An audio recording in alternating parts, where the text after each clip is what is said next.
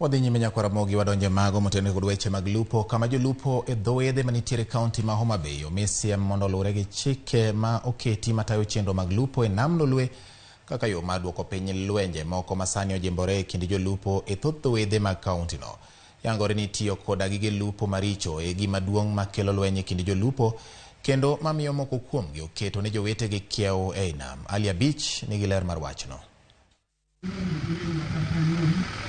Kuom ndalo mathoth, jolupo e dho wedhe moko e kaunti ma Homa Bay osebedo kod gwandruok e kindgi giwegi ka gilaro kiewo mar lupo, gino ma bende osekelo nek mar jalupo achiel, kama moko bende osewuok kod hinyruok maricho bang' lweny muoch e dier nam ka gidhi nyime kod chenro mag lupo. Jakom dho wedhe e kaunti ma Homa Bay Edward Oremo wacho ni lwenje ma kamago medore kind jolupo kaluwore gi ywaruok e wi kilwa moko maricho ma jolupo moko sani koro tuj tiyogo e nam lolwe.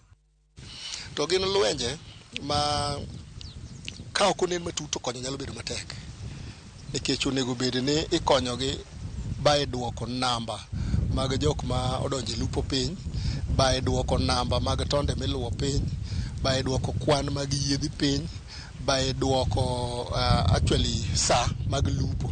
Ng'eyo ni ng'ato nyalo bedo noluwo kilwa marach ma wakwedo kendo kwadwar, to ngima duong' maingo onge ng'ato man gi ratiro mar mayo ng'ato ngimane.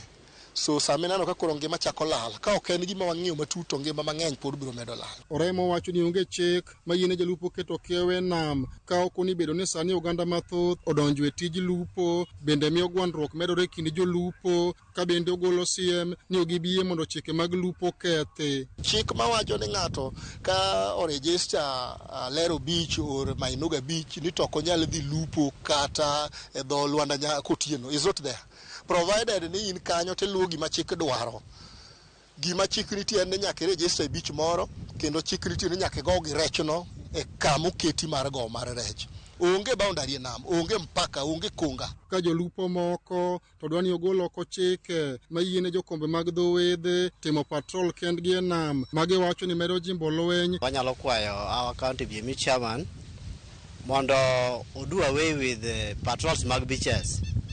To get patrols ochak bedo chakre wards nyaka sub county mondo mi kik tungni bedi, nikech patrols mag beaches gi osebedo ni koro tax ema timogi, ok gin patrols moko mochiko yo.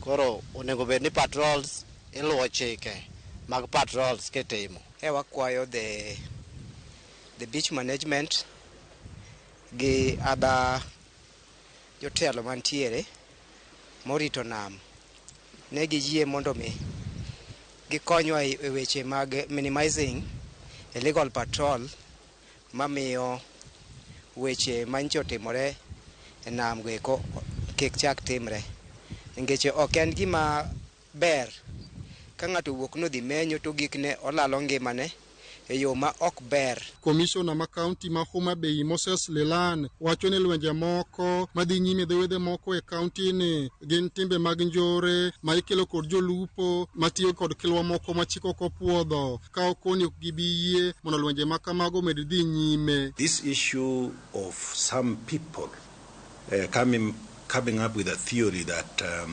there are boundaries to the extent that people are fighting in the pretext that they are protecting their boundaries. The conflict in the lake is a consequence of illegal activities being perpetuated by certain people. So what we have decided to do in Homa Bay, and this is something we are going to do vigorously, is to enforce the maritime laws as it were. Nam lolwe en kama ondiko oganda mathoth kendo jolupo osebedo ka keto geno margi. Kata kamano lwenje moko masani ko neno e kind jolupo giwegi kelo luoro ka sani koro bila ka achiel kod tendo wedhe ma Homa Bay ka ogolo siem ni timbe ma kamago ok gibi mondo med dhi nyime e dho wedhe mantie kaunti. Alia Beach, Ramogi TV, Homa Bay.